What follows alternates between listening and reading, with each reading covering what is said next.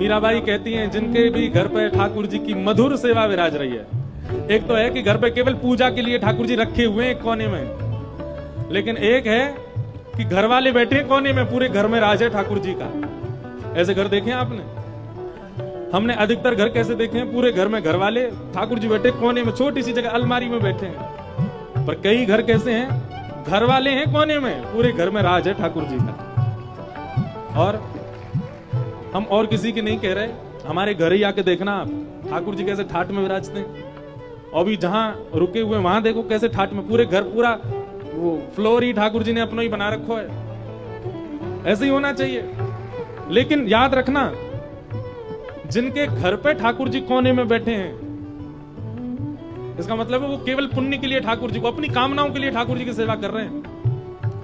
पर जहां घर वाले कोने में बैठे हैं, ठाकुर जी पूरे राजठाट से, भोजन किसकी प्रिय का बनेगा? ठाकुर जी को जो प्रिय लगे वो बनेगा। घर में क्या होगा? ठाकुर जी को जो प्रिय है वो होगा।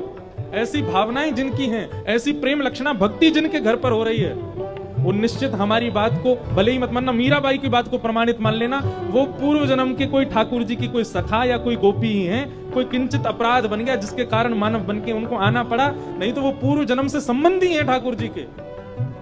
तभी ठाकुर जी को अपने सिर पर बैठा के रखा उन्होंने, हमारे माई श्यामाजू को राज।